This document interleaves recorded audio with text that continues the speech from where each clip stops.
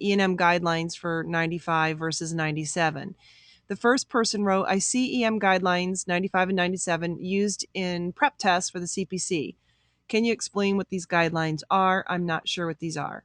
And then number 2, can some doctors in our hospital, like general practitioners and internal medicine docs, document their outpatient visits according to 1995 guidelines, and at the same time, general surgeons, urologists, OBGYN, eye and ENT specialists document their outpatient visits according to 97 guidelines. So ultimately, when the external audit occurs, how these charts can be audited according to 95 guidelines or 97. So let's take a look at the answer sheet I prepared.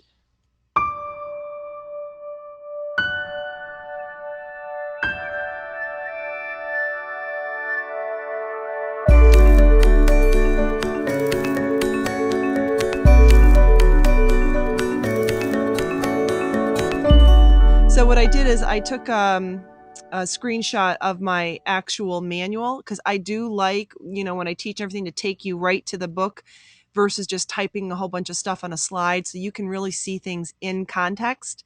So in your CPT manuals, you have this in the E&M guidelines, and there's this step here, determine the extent of exam performed. I have it labeled number 2 because the first step is figuring out the history. And there's 4 levels in the CPT manual. And this way of doing E&M came about in 1992.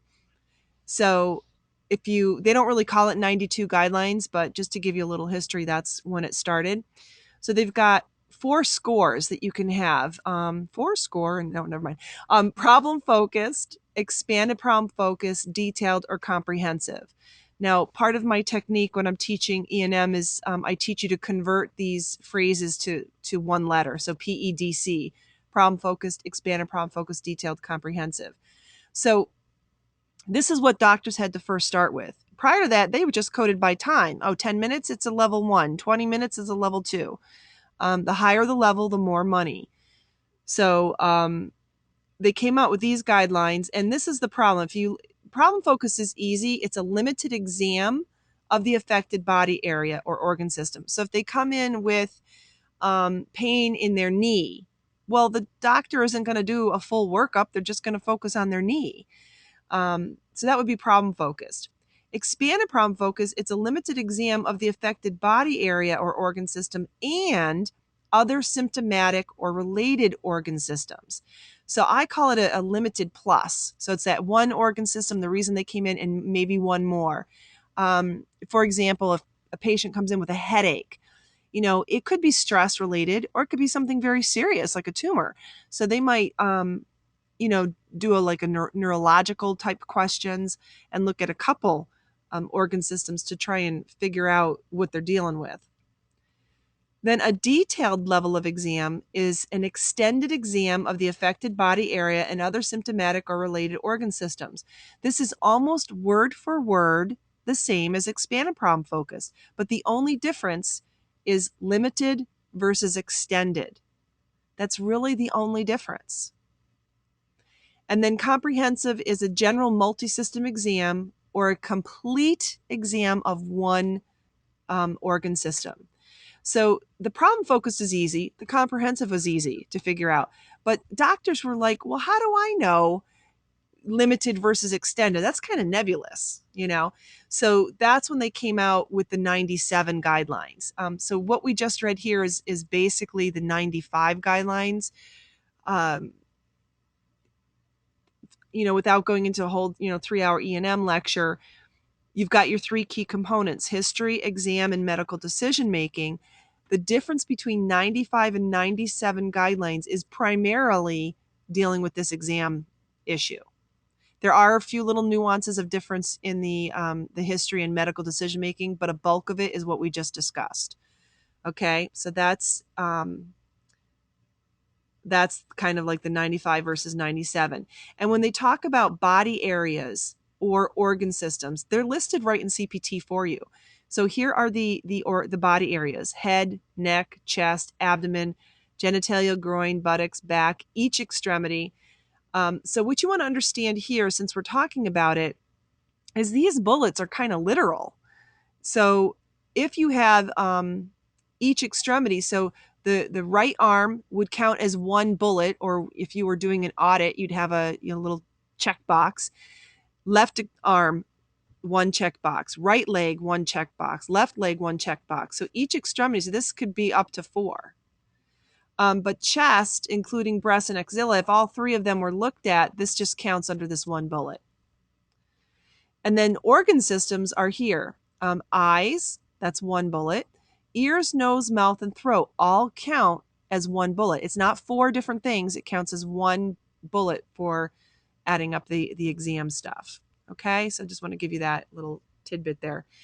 Another website that I like to use a lot is EM University. And let me take you there. emuniversity.com. And the link is /physicalexam.html. And they go in and they talk about the difference between the 95 and 97 guidelines. Now, what happened with the 97 guidelines when they said, well, I don't know the difference between, the limited and extended, the 97 guidelines came along, and for certain specialty areas, I don't know if they're listed here or not. Here we go. No, that's not it. But there's a general multisystem exam for 97, and then there's one for like psychiatry. There's one for cardiology. And so if you're a physician in that specialty, you could choose to use the 97 guidelines, very detailed. And you have to add up so many bullets and get your score to go back to that, to back into, was it problem-focused, expanded, problem-focused, detailed, or comprehensive? Now the question, excuse me, I got a cough. Now the questioner was asking, can you use both? Can you mix and match? And the answer is yes. You're allowed to use whichever guidelines give you the best outcome.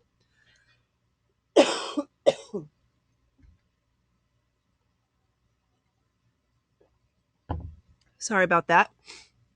I got to be a little less long-winded here. Let me go back to the question real quick.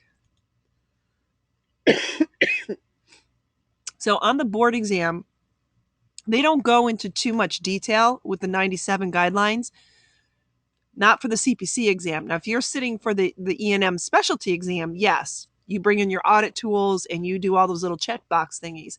But for the CPC exam and the CPCH exam, they're testing you more what's on the CPT, in the CPT manual. And they try and stay away from these real gray areas. So they'll tend to use things like the general multi-system exam. So you can go, oh, okay, that's comprehensive, and you can plug it in. But you should understand generally that there are these different guidelines out there. You're allowed to use whichever one is best for you. So if you get a higher level using 95 versus 97, you can go ahead and code based on that.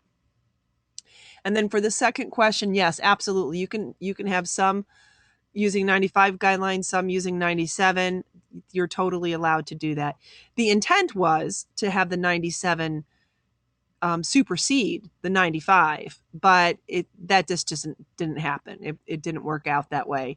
And they've tried to come up with new guidelines ever since, and that kind of failed. But a lot of what really drives it is the medical decision making, and they do want to come up with a new system. I just don't know how long it's going to be before they can do that. Okay. Oh, and for those in the replay club, they'll get this answer sheet. You can go right to the official 95 and 97 E&M guidelines.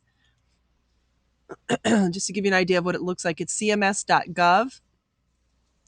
And they've got this outreach and education Medicare Learning Network thing. Oops, go away. And this is a PDF, so you can print it, but it's very long, But what I did when I first learned this is I printed it out, I put it in a binder, and I had my 95 and 97 guidelines. But these are the official guidelines out on the CMS website. In addition, they've got this Medicare Learning Network EM guide. So if you're kind of new to learning E&M coding, this is a nice, detailed primer, if you will, on E&M coding given by CMS. And they've got some pretty good education material. I don't know why this has taken so long. So that's the E&M guidelines 95 and 97. That's a real rush job. Someone in the chat was asking if we have, training on E&M. Yes, we do. We have an on-demand E&M class. It's 3 hours. It's worth 3 CEUs. And, we kind of go into this in a little more detail. So you can check that out on the website. Get more CPC exam tips, coding certification training, and CEU credits. Go to www.codingcertification.org.